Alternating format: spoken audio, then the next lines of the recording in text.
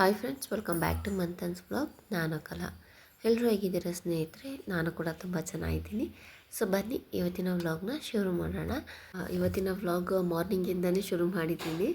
So ಬೆಳಗ್ಗೆನೇ ಎದ್ದು ಹೊರಗಡೆ ಕಸ ಎಲ್ಲ ಗುಡಿಸೋದಾಗಿರ್ಬೋದು. ಮೇನ್ ಥಿಂಗ್ ಅದೇ ಅಲ್ವಾ ಗೃಹಿಣಿಯರಿಗೆ. ಹಾಗೆಯೇ ನಮ್ಮ ಮನೆಯವ್ರದ್ದು ಗಾಡಿ ಎಲ್ಲ ಸೈಡಿಗೆ ನಿಲ್ಲಿಸಿ ಅದನ್ನೆಲ್ಲ ಚಾರ್ಜ್ ಹಾಕಿ ನೀಟಾಗಿ ಕಾಂಪೌಂಡ್ ಆಗಿರ್ಬೋದು ಹೊರಗಡೆ ಎಲ್ಲ ಕಸ ಗುಡಿಸ್ಕೊತಾ ಇದ್ದೆ. ಸೊ ಇವತ್ತಿನ ವ್ಲಾಗು ಏನಪ್ಪ ಅಂತ ಹೇಳೋದಾದ್ರೆ ನೋಡಿ, ಹಸ್ಬೆಂಡ್ ಆ್ಯಂಡ್ ವೈಫ್ ಮಧ್ಯದಲ್ಲಿ ಅಂಡರ್ಸ್ಟ್ಯಾಂಡಿಂಗ್ ತುಂಬಾ ಮುಖ್ಯ ಆಗಿರುತ್ತೆ ಅಲ್ವಾ. ಕೆಲವೊಂದು ಬಯಕೆಗಳು ಅಂದರೆ ಎಕ್ಸ್ಪೆಕ್ಟೇಷನ್ಸ್ ಇಟ್ಕೊಂಡಿರ್ತಾರೆ. ಲೈಕ್ ಹೆಂಡತಿ ಆಗಿರ್ಬೋದು, ಹೆಂಡತಿ ಗಂಡನಿಂದ ಕೆಲವೊಂದು ಎಕ್ಸ್ಪೆಕ್ಟೇಷನ್ಸ್ ಇರುತ್ತೆ. ಹಾಗೆ ಗಂಡನಿಗೂ ಸಹ ಹೆಂಡತಿಯಿಂದ ಕೆಲವೊಂದು ಎಕ್ಸ್ಪೆಕ್ಟೇಷನ್ಸ್ ಇದ್ದೇ ಇರುತ್ತೆ ಅಲ್ವಾ. ಹಾಗೆ ಗಂಡ ತನ್ನ ಹೆಂಡತಿಯಲ್ಲಿ ಬಯಸುವಂಥ ವಿಷಯಗಳಲ್ಲಿ 3 ವಿಷಯಗಳು ತುಂಬಾ ಮುಖ್ಯ. ತುಂಬಾ ಬಯಸ್ತಾರೆ, ಬಟ್ ಅದರಲ್ಲಿ 3 ವಿಷಯ ಅಂತ ಖಂಡಿತವಾಗ್ಲೂ ಇರುತ್ತೆ. ಸೊ ಅದು ಯಾವುದು ಅನ್ನೋದ್ರ ಬಗ್ಗೆ ನಾನು ಇವತ್ತು ನಿಮಗೆ ವ್ಲಾಗಲ್ಲಿ ತಿಳಿಸ್ತೀನಿ. ಸೊ ವ್ಲಾಗ್ನ ಪೂರ್ತಿಯಾಗಿ ನೋಡಿ, ಇಷ್ಟ ಆದರೆ ಲೈಕ್ ಮಾಡಿ, ಹಾಗೆ ಫ್ರೆಂಡ್ಸ್ ಆ್ಯಂಡ್ ಫ್ಯಾಮಿಲಿ ಜೊತೆ ಶೇರ್ ಮಾಡಿ ಅಂತ ಕೇಳ್ತೀನಿ. ಈಗ ಹಸ್ಬೆಂಡ್ ತನ್ನ ಹೆಂಡತಿಯಿಂದ ತುಂಬಾ ಬಯಸ್ತಾರೆ. ನನ್ನ ಹೆಂಡತಿ ಹಾಗಿರಬೇಕು, ಹೀಗಿರಬೇಕು, ಅಡುಗೆ ತುಂಬ ಚೆನ್ನಾಗಿ ಮಾಡಬೇಕು ಅಂತ ಕೆಲವೊಂದು ಎಕ್ಸ್ಪೆಕ್ಟೇಷನ್ಸು ಸಹ ಅವ್ರಿಗಿರುತ್ತೆ ಅಂತ ಹೇಳ್ಬೋದು. ತುಂಬ ನಿರೀಕ್ಷೆಗಳಲ್ಲಿ ತುಂಬ 3 ಮುಖ್ಯವಾದ ನಿರೀಕ್ಷೆಗಳು ಅಂದರೆ ಅದು ನಮ್ಮ ಜೀವನದ ಒಂದು ಏನು ಜರ್ನಿ ಇರುತ್ತೆ, ಅದು ಖುಷಿಯಾಗಿರ್ಬೋದು, ಒಂದು ಆರೋಗ್ಯಕರವಾದಂಥ ಒಂದು ವಿಷಯವನ್ನು ನಿರ್ಧರಿಸೋದು. ಈ 3 ವಿಷಯಗಳು ತುಂಬಾ ಮುಖ್ಯ.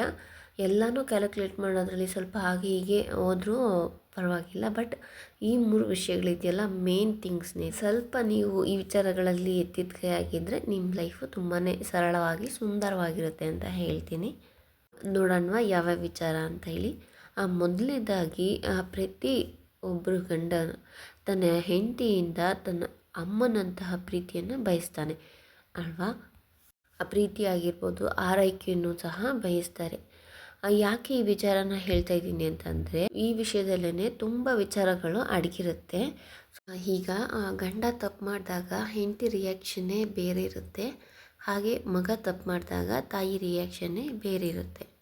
ಈಗ ನಿಮ್ಮ ಮಕ್ಕಳೇ ಆಗಿರ್ಬೋದು, ಅವರೇನಾದರೂ ತಪ್ಪು ಮಾಡಿದಾಗ ಅನುಸರಣೆ ಅನ್ನೋದು ನಿಮ್ಮ ತಲೆಯಲ್ಲಿ ತುಂಬಿರುತ್ತೆ ಅಲ್ವಾ. ಸೊ ನಮ್ಮ ಮಕ್ಕಳು ಬಿಡು ಹೋಗಲಿ ಆಯಿತು ಮಕ್ಕಳಲ್ವಾ ಅನ್ನೋ ಒಂದು ಫೀಲ್ ಆಗುತ್ತೆ.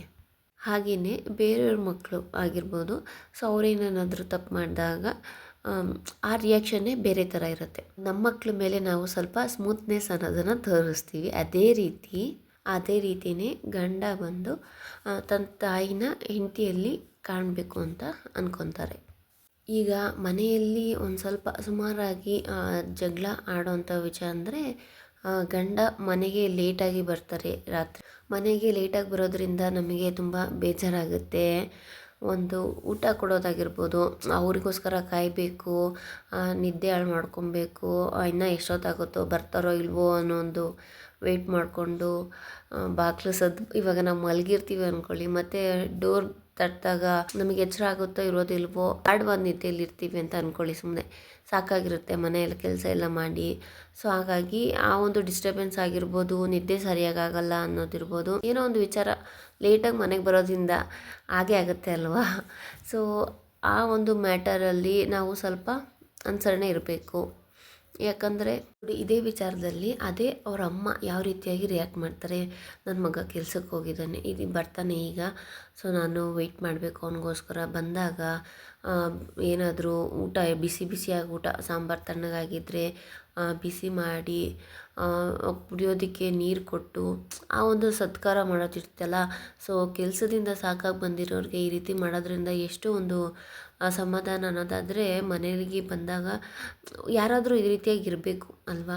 ಸೊ ನಾವು ಆ ರೀತಿ ಮಾಡೋದ್ರಿಂದ ಅವ್ರಿಗೆ ಕೆಲಸ ಸ್ಟ್ರೆಸ್ ಇರುತ್ತಲ್ಲ, ಅದು ಕಮ್ಮಿ ಆಗುತ್ತೆ.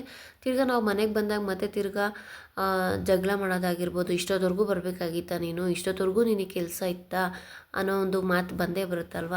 ಸೊ ಆ ರೀತಿ ಆಗಿ ಹಾಡೋದು ತಪ್ಪು ಅಂತ ಹೇಳ್ತೀನಿ. ಅವರು ಸುಮ್ಮನೆ ಟೈಮ್ ಪಾಸ್ ಮಾಡಿಕೊಂಡು ಫ್ರೆಂಡ್ಸ್ ಜೊತೆ ಹರಟೆ ಹೊಡ್ಕೊಂಡು ಆ ರೀತಿ ಸಮಯ ಕಳ್ಕೊಂಡು ರಾತ್ರಿ ಲೇಟಾಗಿ ಬಂದರೆ ಅದು ಕೂಡ ತಪ್ಪಾಗುತ್ತೆ. ಆ ರೀತಿ ಇದ್ದಾಗ ನೀವು ಬುದ್ಧಿ ಹೇಳೋದು 100% ರೈಟ್ ಆಗಿರುತ್ತೆ. ತಪ್ಪು ಮಾಡಿದಾಗ ದಂಡಿಸ್ಬೇಕು ಅಂತ ಹೇಳ್ತಾರೆ, ಹೌದಲ್ವಾ? ಸೊ ಹಾಗೇನೇ ತಪ್ಪುಗಳಂದರೆ ಲೈಕ್ ಇವಾಗ ಫ್ರೆಂಡ್ಸ್ ಜೊತೆ ಹರಟೆ ಮಾಡೋದಾಗಿರ್ಬೋದು, ಡ್ರಿಂಕ್ಸ್ ಮಾಡೋದಾಗಿರ್ಬೋದು, ಈ ಕಾರ್ಡ್ಸ್ ಆಡ್ಕೊಂಡು ಟೈಮ್ ವೇಸ್ಟ್ ಮಾಡೋದು, ಈ ರೀತಿ ಹಾಳಾಗ್ತಾ ಇದ್ದರೆ ಖಂಡಿತವಾಗ್ಲೂ ಅವ್ರಿಗೆ ತಿದ್ದಿ ಬುದ್ಧಿ ಹೇಳಬೇಕು.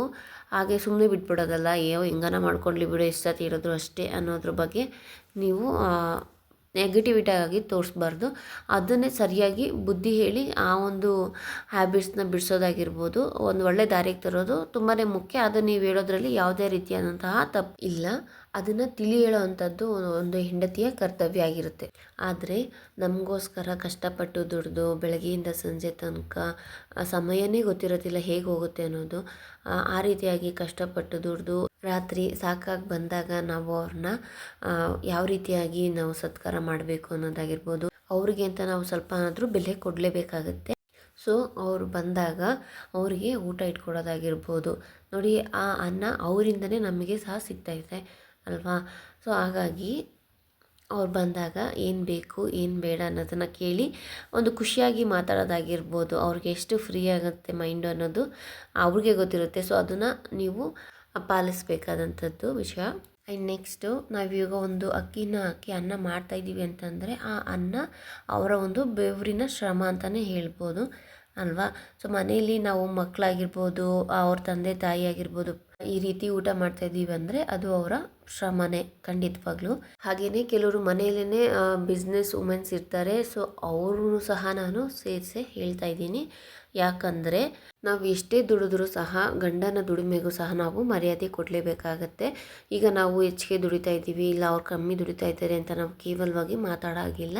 ನಮಗೂ ಸಹ ಒಂದು ಸಮಯ ಬರ್ಬೋದು, ನಾವು ಯಾವಾಗ ಒಂದು ಕಮ್ಮಿ ದುಡಿಮೆ ಇರ್ಬೋದು, ಇಲ್ಲ ಅವ್ರದ್ದೇ ಜಾಸ್ತಿ ಆಗಿರ್ಬೋದು, ನಮ್ಮ ಕಷ್ಟಗಳಲ್ಲಿ ಅವರು ನಮಗೆ ಸಹಪಾಠಿ ಆಗಿರಬೇಕು ಅಂದರೆ ನಾವು ಪ್ರತಿಯೊಂದು ಸ್ಟೆಪ್ಸಲ್ಲೂ ಸಹ ನಾವು ಅವ್ರಿಗೂ ಸಪೋರ್ಟಿವ್ ಆಗಿರಬೇಕು. ಹಾಗೆಯೇ ಅವ್ರಿಗೂ ಸಹಕಾರ ಮಾಡಲೇಬೇಕಾಗತ್ತೆ. ನಾವು ಇವಾಗ ದುಡಿತಾ ಇದ್ದೀವಿ, ಅಯ್ಯೋ ಅವ್ರೇನು ಅವಶ್ಯಕತೆ ನನಗೇನಿಲ್ಲ ಅಂತ ನಾವು ಬೀಗಬಾರ್ದು. ಯಾಕಂದರೆ ಅದು ಶಾಶ್ವತವಾಗಿ ಇರುತ್ತೋ ಇರೋಲ್ವೋ ಯಾರಿಗೆ ಗೊತ್ತು. ಕೆಲವು ಸಮಯದಲ್ಲಿ ಗಂಡನ ಸಹಾಯ ಖಂಡಿತವಾಗ್ಲೂ ಬೇಕೇ ಬೇಕಾಗುತ್ತೆ ಪ್ರತಿಯೊಂದು ಹೆಣ್ಣಿಗೂ ಅಲ್ವಾ? ಹಾಗಾಗಿ ನಾವು ಯಾವತ್ತಾಗಲಿ ಅವರ ಒಂದು ಸಂಪಾದನೆ ಬಗ್ಗೆ ಕೀಳಾಗಿ ವರ್ತನೆ ಮಾಡಬಾರ್ದು. ಯಾಕಂದರೆ ನಮಗೂ ಸಹ ಏನಾದರೂ ಹೆಲ್ತ್ ಇಶ್ಯೂಸ್ ಆದಾಗ, ಒಂದು ಸಮಸ್ಯೆ ಬಂದಾಗ ಅವರೇ ಅಲ್ವಾ? ಹಾಗಾಗಿ ಚುಚ್ಚಿ ಮಾತಾಡೋದು ಸಹ ಆ ರೀತಿಯಾಗೂ ಮಾಡಬಾರ್ದು. ನೀನು ಹಾಗೆ ಹೀಗೆ, ನಿಮ್ಮ ಮನೇಲಿ ಹೀಗೆ, ನಿಮ್ಮಪ್ಪ ಅಮ್ಮ ಅವ್ರ ಬಗ್ಗೆ ಮಾತಾಡೋದಾಗಿರ್ಬೋದು. ಅವ್ರಿಗೆ ಎಲ್ಲರ ವಿಷಯನೂ ಗೊತ್ತಿರುತ್ತೆ. ಅವರು ಜಾಸ್ತಿ ಅದ್ರ ಬಗ್ಗೆ ತಲೆ ಕೆಡಿಸ್ಕೊಳೋದಿಲ್ಲ. ಎಲ್ಲನೂ ಅವರು ಅಂಡರ್ಸ್ಟ್ಯಾಂಡ್ ಮಾಡಿಕೊಂಡು ತಲೆಯಲ್ಲಿ ಇಟ್ಕೊಂಡಿರ್ತಾರೆ. ಬಟ್ ಅದನ್ನು ನಾವು ಮತ್ತೆ ತಿರ್ಗಾ ಹೇಳಿ ಅದು ನಮ್ಮ ಬಗ್ಗೆನೇ ಒಂದು ನೆಗೆಟಿವ್ ಆಗಿರುತ್ತೆ. ಇವಳು ಯಾವಾಗಲೂ ಏನಾದರೂ ಒಂದು ಹೇಳ್ತಾನೆ ಇರ್ತಾಳೆ, ಸುಮ್ಮನೆ ಇರೋದಿಲ್ಲ, ಮನೆಗೆ ಬಂದರೆ ಇದೊಂದು ತೊಂದರೆ ಅಂತ ಮಾತಾಡೋ ಥರ ಆಗಬಾರ್ದು ಅಲ್ವಾ? ನಾವು ಅವರಿಗೋಸ್ಕರ ಒಂದು ಸ್ವಲ್ಪನಾದರೂ ಅಡ್ಜಸ್ಟ್ ಆಗಲೇಬೇಕಾಗುತ್ತೆ. ಹಾಗೆಯೇ ನಾಲ್ಗೆನ ಹಿಡಿತದಲ್ಲಿ ಇಟ್ಕೊಬೇಕು. ಎಲ್ಬಿಲ್ಲದ ನಾಲ್ಗೆ ಏನೇನೋ ಮಾತಾಡತ್ತೆ ಅಂತಾರಲ್ಲ, ಹಾಗೆಯೇ ಕೋಪ ಬಂದಾಗಿರ್ಬೋದು, ನಾಲ್ಗೆನ ಹಿಡಿತದಿಂದ ಇಟ್ಕೊಂಡಲ್ಲಿ ಏನೇನೋ ಮಾತಾಡ್ಬಿಟ್ರೆ ಅದರಿಂದ ಮತ್ತೆ ಏನು ಬರುತ್ತೆ ರಿಟನ್ನು, ಅದರಿಂದ ನಾವು ನೋವು ಅನುಭವಿಸೋದು ಖಂಡಿತವಾಗ್ಲೂ ಇದ್ದೇ ಇರುತ್ತೆ. ಹಾಗಾಗಿ ನಾವು ಏನು ಮಾಡ್ತಾಯಿದ್ದೀವಿ ಅನ್ನೋದ್ರ ಬಗ್ಗೆ ಎಚ್ಚರ ಇರಬೇಕು. ನಾವೇನು ಮಾತಾಡ್ತಿದ್ದೀವಿ ಅನ್ನೋದ್ರ ಬಗ್ಗೆ ನಮಗೆ ಗಮನ ಇರಬೇಕು ಅಲ್ವಾ? ಸೊ ಆ ಮಾತುಗಳಲ್ಲಿ ನೆಕ್ಸ್ಟು ನನ್ನ ಸಂಸಾರಕ್ಕೆ ಅದರಿಂದ ನೋವು ತರೋವಂಥ ವಿಚಾರ ಆಗಿರಬಾರ್ದು ಅಂತ ಹೇಳ್ತೀನಿ. ನಾವು ಕೋಪದಲ್ಲಿ ಅಂದ್ಬಿಡ್ತೀವಿ, ಅಯ್ಯೋ ಆಮೇಲೆ ನಮ್ಮ ಯಜಮಾನ್ರು ಬಿಡೋದು ಮರ್ತೋಗ್ಬಿಟ್ಟಿರ್ತಾರೆ ಅಂತ ನಾವು ಅಂದ್ಕೊಳೋದು ದಡ್ಡತನ ಅಲ್ವಾ? ಈಗ ಕಷ್ಟದಲ್ಲಿದ್ದಾಗ ನಮಗೂ ಏನಾದರೂ ಒಂದು ಮಾತಾಡ್ಬಿಡೋದು ಆಗಿರ್ಬೋದು, ಅವ್ರಿಗೆ ಅದು ತುಂಬಾ ಎಫೆಕ್ಟ್ ಆಗುತ್ತೆ. ನೋಡಿ, ಸುಖದಲ್ಲಿ ಎಲ್ಲರೂ ಇರ್ತಾರೆ, ಆದರೆ ಕಷ್ಟದಲ್ಲಿ ಯಾರಿರ್ತಾರೋ ಅವರೇ ಕೊನೆ ತನಕ ನೆನಪಲ್ಲಿರೋದು ಅಲ್ವಾ? ಹಾಗಾಗಿ ನಾವು ಅವ್ರ ಕಷ್ಟ ಸುಖದಲ್ಲಿ ಜೊತೆಗಿರ್ತೀವಿ ಅಂತ ಹೇಳಿದಾಗ ನಾವು ಕಷ್ಟನೋ ಸುಖನೋ ಜೊತೆಗಿರಲೇಬೇಕಾಗತ್ತೆ. ಅದನ್ನು ನಿನ್ನಿಂದ ಈ ಥರ ಕಷ್ಟ ಅನುಭವಿಸ್ತಾ ಇದ್ದೀನಿ, ಹೀಗಾಯಿತು ಹಾಗಾಯಿತು ಅಂತ ಚುಚ್ಚಿ ಮಾತಾಡೋದು ಅವ್ರು ತುಂಬಾ ಮನಸ್ಸಿಗೆ ನೋವು ಮಾಡೋದು. ಕೊನೆಯದಾಗಿ ಅದು ಮತ್ತೆ ವಾಪಸ್ ನಮಗೆ ಬಂದೇ ಬರುತ್ತೆ. ಹಾಗಾಗಿ ಹೇಳ್ತಾ ಇದ್ದೀನಿ, ಕಷ್ಟ ಆಗಲಿ ಸುಖ ಆಗಲಿ ಗಂಡನ ಜೊತೆ ಚೆನ್ನಾಗಿರಬೇಕು. ಹಾಗೆಯೇ ಅವರ ಒಂದು ಕಷ್ಟದಲ್ಲಿದ್ದಾಗ ಸಾಥ್ ಕೊಡಬೇಕು. ನಮ್ಮ ಕೈಲಿ ಫೈನಾನ್ಷಿಯಲಿ ನಾವು ಸಾಥ್ ಕೊಡೋಕ್ಕಾಗಲ್ಲ, ಸರಿ ನೀವೇನು ಮಾಡ್ತಾಯಿದ್ದೀರಾ ಅದ್ರ ಬಗ್ಗೆನೇ ಮಾತಾಡಿ, ಒಂದು ಪಾಸಿಟಿವ್ ಆಗಿ ಮಾತಾಡಿ, ಆಗೋದೆಲ್ಲ ಒಳ್ಳೆಯದಕ್ಕೆ. ಈಗ ನಾವು ಈ ರೀತಿಯಾಗಿರ್ಬೋದು, ಮುಂದೆ ಖಂಡಿತವಾಗ್ಲೂ ಒಳ್ಳೆಯ ಸಮಯ ಬಂದೇ ಬರುತ್ತೆ ಅನ್ನೋದಾಗಿರ್ಬೋದು. ಆ ರೀತಿಯಾದಂಥ ಒಂದು ಮಾತು ಅವ್ರಿಗೆ ಎಷ್ಟು ಫೀಲ್ ಆಗುತ್ತೆ ಅಂದರೆ, ಯಾರೂ ಇಲ್ಲದೇ ಇದ್ದಾಗ ಅಟ್ಲೀಸ್ಟ್ ಇವರಾದರೂ ಇದ್ದಾರೆ ನನ್ನ ಜೊತೆ ಅನ್ನೋದು ಒಂದು ಭಾವನೆಗೆ ತುಂಬಾ ಪ್ರಾಮುಖ್ಯತೆ ಹೊಂದಿರುತ್ತೆ. ಹಾಗೆ ಎರಡನೇದಾಗಿ, ಈಗ ನೋಡಿ ಫ್ಯಾಮಿಲಿ ಅಂದಮೇಲೆ ಎಲ್ಲರೂ ಇರ್ತಾರೆ. ಅವ್ರ ಹಸ್ಬೆಂಡ್ ಕಡೆಯವರು, ಅಪ್ಪ ಅಮ್ಮ ಆಗಿರ್ಬೋದು, ಅವ್ರ ರಿಲೇಟಿವ್ಸ್ ಆಗಿರ್ಬೋದು, ಅವ್ರನ್ನೆಲ್ಲ ನಾವು ಸ್ವಲ್ಪ ಚೆನ್ನಾಗಿ ನೋಡ್ಕೊಬೇಕು ಅನ್ಸುತ್ತೆ. ಸ್ವಲ್ಪ ಅಂತಂದರೆ ಬಂದಾಗ ಮಾತಾಡ್ಸೋದಾಗಿರ್ಬೋದು, ಒಳ್ಳೆ ರೀತಿಯಾದಂಥ ಸತ್ಕಾರ ಮಾಡೋದಾಗಿರ್ಬೋದು, ಇದು ಎಲ್ಲರೂ ಕೋರ್ಕೊತಾರೆ ಅಲ್ವಾ. ನಾವು ಅದರಲ್ಲಿ 100% ಕೊಟ್ಟೂ ಸಹ ಅವ್ರ ಕಡೆಯಿಂದ ನಮಗೆ ಒಂದು ಮನಸ್ತಾಪ ಬರೋದಾಗಿರ್ಬೋದು, ಏನೋ ಒಂಥರ ಇಗ್ನೋರೆನ್ಸ್ ಆಗಿರ್ಬೋದು, ಆ ರೀತಿ ಮಾಡಿದಾಗ ಅದನ್ನು ಅಲ್ಲಿಗೆ ಬಿಟ್ಬಿಡೋಣ. ಸೊ ಯಾಕಂದರೆ ಅವ್ರಿಗೆ ಗೊತ್ತಾಗುತ್ತೆ ನನ್ನ ಹೆಂಡತಿ ಇಷ್ಟೆಲ್ಲ ಮಾಡ್ತಿದ್ದಾಳೆ, ಆದ್ರೂ ನಮ್ಮ ಕಡೆಯಿಂದನೇ ತೊಂದರೆ ಆಗಿರೋದು ಅಂತ ಅಂದಾಗ, ಸೊ ಅವ್ರಿಗೆ ಅರ್ಥ ಆದಾಗ ಅವರು ಸುಮ್ಮನೆ ಆಗಿಬಿಡ್ತಾರೆ. ನಾವು ಅದನ್ನು ಮೇಲೆತ್ತಿ ಮತ್ತೆ ತಿರ್ಗಾ ಚುಚ್ಚಿ ಮಾತಾಡೋದಾಗಿರ್ಬೋದು, ನಿಮ್ಮ ಕಡೆಯವ್ರಿಗೆ ಎಷ್ಟು ಮಾಡಿದ್ರು ಅಷ್ಟೇನೆ, ಹಾಗೆ ಹೀಗೆ ಅಂತ ಮಾತಾಡೋದು ತಪ್ಪಾಗುತ್ತೆ.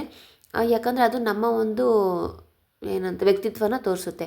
ಈಗ ಅವ್ರ ವ್ಯಕ್ತಿತ್ವನ ತೋರಿಸಿದಾಗ ನಾವು ಸುಮ್ಮನೆ ಇದ್ಬಿಡಬೇಕು. ತಿರ್ಗಾ ನಾವು ಅದ್ರ ಬಗ್ಗೆ ಮಾತಾಡಿ ನಮ್ಮ ವ್ಯಕ್ತಿತ್ವನ ಹಾಳು ಮಾಡ್ಕೊಳೋದು ಸರಿ ಬರೋದಿಲ್ಲ. ನಾವೇನು ಮಾಡಿರ್ತೀವೋ ಅದು ನಮಗೆ ರಿಟರ್ನ್ ಬಂದೇ ಬರುತ್ತೆ ಅಲ್ವಾ. ಈಗಿನ ಕಾಲದಲ್ಲಂತೂ ಈಗ ಮಾಡಿರೋ ಕರ್ಮ ಮುಂದಿನ ಜನ್ಮಕ್ಕೆ ಅನುಭವಿಸೋದು ಆಗಿರ್ಬೋದು, ಅದೆಲ್ಲ ಸುಳ್ಳು. ಕರ್ಮ ರಿಟರ್ನ್ಸ್ ಅಂತ ಹೇಳ್ತಾರಲ್ಲ, ಹಾಗೆಯೇ ನಾವು ಏನೇ ಪಾಪ ಪುಣ್ಯ ಮಾಡಿದರೂ ಅದು ನಮಗೆ ತಾಕುತ್ತೆ. ಸೊ ಹಾಗಾಗಿ ಬೇರೆಯವ್ರು ಏನೇ ಮಾಡಿದ್ರು ಅದ್ರ ಬಗ್ಗೆ ತಲೆ ಕೆಡ್ಸ್ಕೊಳಕ್ಕೆ ಹೋಗಬಾರ್ದು. ನನಗೆ ನನ್ನ ಸಂಸಾರಕ್ಕೆ ಅದು ಅಗತ್ಯ ಇಲ್ಲ. ನನಗೇನಿದ್ರು ನನ್ನ ಗಂಡ ಆಗಿರ್ಬೋದು, ಮಕ್ಕಳು, ಮನೆ, ಹಾಗೆಯೇ ಅತ್ತೆ ಮಾವ ಇದ್ದರೆ ಅತ್ತೆ ಮಾವ, ಇಷ್ಟನ್ನು ನೋಡ್ಕೊಬೋದು. ಹಂಗೂನು ಅತ್ತೆ ಮಾವ ಆಗಿರ್ಬೋದು, ಬೇರೆಯವ್ರಾಗಿರ್ಬೋದು, ನಿಮ್ಮ ಗಂಡನ್ನು ಇಬ್ಬರೂ ಸೇರಿಸಿ ಕೀಳಾಗಿ ಮಾತಾಡೋದಾಗಿರ್ಬೋದು, ಆ ರೀತಿ ಮಾಡಿದಾಗ ನಾವು ಅದಕ್ಕೆ ಯಾವ ರೀತಿಯಾಗಿ ರಿಯಾಕ್ಟ್ ಮಾಡ್ತೀವಿ ಅನ್ನೋದು ಸಹ ಮುಖ್ಯವಾಗಿರುತ್ತೆ. ಎಲ್ಲದಕ್ಕೂ ತಾಳ್ಮೆಯಿಂದ ರಿಯಾಕ್ಟ್ ಮಾಡಬೇಕು. ಕೋಪದಲ್ಲೆಲ್ಲ ಹೇಳ್ತಾರಲ್ಲ, ಕುದಿಯೋ ನೀರಲ್ಲಿ ನಮ್ಮ ಬಿಂಬ ಸರಿಯಾಗಿ ಕಾಣೋದಿಲ್ಲ. ಹಾಗಾಗಿ ಆ ತಾಳ್ಮೆಯಿಂದ ಯಾವುದೇ ನಿರ್ಧಾರ ತೊಗೊಬೇಕು ಅಂದ್ರೂ ತುಂಬ ಪೇಷನ್ಸಿಂದ ತೊಗೊಬೇಕಂತ ಹೇಳ್ತೀನಿ. ಇಲ್ಲ ಕೋಪದಲ್ಲಿ ನನ್ನ ಕೈಲಿ ಇರೋಕ್ಕಾಗಲ್ಲ, ನಿಮ್ಮ ಮನೇಲಿ ನಿಮ್ಮ ಫ್ಯಾಮಿಲಿನೇ ಈ ರೀತಿ ಹಾಗೆ ಹೀಗೆ ಅಂತ ಹೇಳಿ ನಾವು ತವ್ರ ಮನೆಗೆ ಹೋಗಿ ಮತ್ತು ಹಾಗೆ ಸಂಸಾರದಲ್ಲಿ ಬಿರುಕು ಮೂಡಿಸ್ಕೊಳೋಂಥ ಎಷ್ಟು ಮಟ್ಟಿಗೆ ಸರಿ ಅಂತ ಅನಿಸುತ್ತೆ ಅಲ್ವಾ. ಈಗಿನ ಕಾಲದಲ್ಲಂತೂ ಹೆಣ್ಮಕ್ಳು ನಾವು ದುಡಿತಾ ಇದ್ದೀವಿ, ನಮಗೇನು ಅವಶ್ಯಕತೆ ಇಲ್ಲ ಅಂತ ನಾವು ಹೇಳ್ಬೋದು. ಬಟ್ ಪ್ರತಿಯೊಂದು ಹೆಣ್ಣಿಗೂ ತನ್ನ ಗಂಡನ ಅವಶ್ಯಕತೆ ತುಂಬಾ ಇರುತ್ತೆ. ಹಾಗೆ ಅವರು ಸಮಾಜದಲ್ಲಿ ಹೆಂಡತಿ ತನ್ನ ಗಂಡನ ಜೊತೆ ಇದ್ದಾಗ ಯಾವ ರೀತಿಯಾದಂಥ ಒಂದು ಗೌರವ ಆಗಿರ್ಬೋದು, ಮಾತಾಗಿರ್ಬೋದು ವ್ಯತ್ಯಾಸ ಕಂಡಿರುತ್ತೆ ಅಲ್ವಾ. ಆಗಿನ ಕಾಲದಲ್ಲಿ ತನ್ನ ಗಂಡ ಕುಡ್ಕ ಆಗಿರ್ಬೋದು, ಏನೇ ಆಗಿದ್ರೂ ಹೆಂಡತಿ ಕಷ್ಟನೋ ಸುಖನೋ ಅನುಸರಿಸ್ಕೊಂಡು ಜೊತೆಗಿರ್ತಿದ್ಲು. ಬಟ್ ಈಗಿನ ಜನ್ರೇಷನಲ್ಲೆಲ್ಲ ನಾವು ಇಂಡಿಪೆಂಡೆಂಟ್ ವುಮೆನ್ಸು, ನಮಗೆ ಅವಶ್ಯಕತೆ ಇಲ್ಲ, ನಾವು ದುಡಿತಾ ಇದ್ದೀವಿ, ಇನ್ನೇನು ಅವರಿಲ್ಲ ಅಂದರೂ ನಾವು ಜೀವನ ಮಾಡ್ಬೋದು ಅನ್ನೋ ಒಂದು ಅದು ಓಕೆ. ಬಟ್ ಅದು ಯಾವ ರೀತಿ ಆದಾಗ ಗಂಡನಿಂದ ಏನಾದರೂ ಸಮಸ್ಯೆ ಆಗ್ತಿದೆ, ಅವ್ರ ಜೊತೆ ನಾನು ಇರೋಕ್ಕೆ ಆಗ್ತಾಯಿಲ್ಲ, ತುಂಬಾ ಟಾರ್ಚರ್, ಆ ರೀತಿಯಾದ ಇದ್ದಾಗ ನಾವು ಬೇರೆ ಹೋಗೋದೇ ಒಂದು ಪರಿಹಾರ ಅನ್ನೋದಿದ್ದರೆ ನಾವು ಆಪ್ಷನ್ನ ಚೂಸ್ ಮಾಡ್ಬೋದು. ಬಟ್ ಇಲ್ಲ ನಾನು ಅನುಸರಿಸ್ಕೊಂಡು ಹೋಗ್ಬೋದು, ಆ ರೀತಿ ಏನೋ ಒಂದು ಸಣ್ಣ ಒಂದು ಮ್ಯಾಟರ್ಗೂ ಸಹ ಜಗಳ ಮಾಡ್ಕೊಂಡು ಇರೋಕ್ಕಾಗಲ್ಲ ನಾನು ಅವ್ರ ಜೊತೆ ಅನ್ನೋ ಒಂದು ಮನಸ್ತಾಪ ಮಾಡ್ಕೊಳೋದು ತುಂಬಾ ತಪ್ಪಾಗುತ್ತೆ ಸ್ನೇಹಿತರೆ. ಸೊ ಆ ವಿಚಾರದಲ್ಲಿ ಸ್ವಲ್ಪ ನಾವು ಪೇಷನ್ಸಿಂದ ಯೋಚನೆ ಮಾಡಬೇಕು ಅಂತ ಹೇಳ್ತೀನಿ. ನೆಕ್ಸ್ಟ್ ಬಂದು ಮೂರನೇದು, ಗಂಡ ದುಡಿಮೆ ಹೆಚ್ಚಾಗಲಿ ಕಮ್ಮಿ ಆಗಲಿ ಅವ್ರಿಗೆ ಕೊಡೋ ಗೌರವ ನಾವು ಯಾವಾಗಲೂ ಕೊಡಲೇಬೇಕಾಗತ್ತೆ. ಓಕೆನಾ. ನೋಡಿ ಈಗ ಗಂಡ ಏನಾದರೂ ಬಿಸ್ನೆಸ್ ಮಾಡ್ತಾ ಇರ್ತಾರೆ, ಇವಾಗ ಅದರಲ್ಲಿ ಏನಾದರೂ ಪ್ರಾಫಿಟ್ ಬಂದ್ರೂ ನಮಗೇನೆ, ಲಾಸ್ ಬಂದ್ರೂ ನಮಗೇನೆ ಅಲ್ವಾ. ಸೊ ಪ್ರಾಫಿಟ್ ಬಂದಾಗ ಖುಷಿಯಾಗಿದ್ಬಿಡೋದು, ಆಮೇಲೆ ಏನಾದರೂ ಲಾಸ್ ಆದಾಗ ಅದನ್ನು ಮಾತಾಡೋದು, ಈ ರೀತಿ ಬಿಸ್ನೆಸ್ ಮಾಡೋಕ್ಕೆ ಯಾರು ಹೇಳಿದ್ರು ನಿಮಗೆ, ನೋಡಿ ಹೀಗಾಯಿತು ಹಾಗಾಯಿತು, ನಿಮ್ಮ ಕೈಲಿ ಮಾಡೋಕ್ಕಾಗಲಿಲ್ಲ ಅಂದಮೇಲೆ ಯಾಕೆ ಮಾಡೋಕ್ಕೆ ಹೋಗಬೇಕು, ಸುಮ್ಮನೆ ಸಮಯ ವ್ಯರ್ಥ, ದುಡ್ಡು ವ್ಯರ್ಥ, ಆ ರೀತಿಯಾಗಿ ಒಂದು ಚುಚ್ಚಿ ಮಾತಾಡೋದಾಗಿರ್ಬೋದು, ಅವ್ರ ಮನಸ್ಸಿಗೆ ನೋವಾಗೋದಾಗಿರ್ಬೋದು, ಆ ರೀತಿಯಾಗಿ ಮಾಡೋಕ್ಕೆ ಹೋಗಬಾರ್ದು. ಅವ್ರ ಸಂಪಾದನೆ ಇಲ್ಲ ಅಂದರೆ ಏನಾಯಿತು, ಇದರಲ್ಲಿ ಲಾಸ್ ಆಯಿತಾ ಪರವಾಗಿಲ್ಲ, ನಾವು ಬೇರೆ ಏನಾದರೂ ಮಾಡೋಣ, ಈಗ ಸಮಯ ಈ ರೀತಿ ಇದ್ದರೆ ಮತ್ತೆ ಸಮಯ ಬದಲಾಗುತ್ತೆ ಅನ್ನೋದ್ರ ಬಗ್ಗೆ ಸ್ವಲ್ಪ ಒಂದು ಪಾಸಿಟಿವ್ ಆಗಿ ನಾವು ಅವ್ರ ಜೊತೆ ನಿಂತ್ಕೊಬೇಕಾಗತ್ತೆ. ನಾವು ಓದಿರ್ತೀವಿ, ನಾವು ಸಹ ಫ್ಯಾಮಿಲಿಗೆ ಸಪೋರ್ಟಿವ್ ಆಗಿರೋವಂಥ ಒಂದು ಕೆಪಾಸಿಟಿ ನಮ್ಮಲ್ಲೂ ಸಹ ಇರುತ್ತೆ. ಯಾವಾಗಲೂ ಅವ್ರ ಮೇಲೆ ನಾವು ಡಿಪೆಂಡ್ ಆಗೋಗ್ಬಾರ್ದಲ್ವ. ಕೆಲವೊಂದು ಸತಿ ಅವ್ರ ಕೈ ನಡೆದೇ ಇದ್ದಾಗ ನಮ್ಮ ಕೈ ಆದರೂ ನಡೆದು ಏನಾದರೂ ಮನೆಗೆ ಮಾಡೋವಂಥದ್ದು ಇದ್ದೇ ಇರುತ್ತೆ.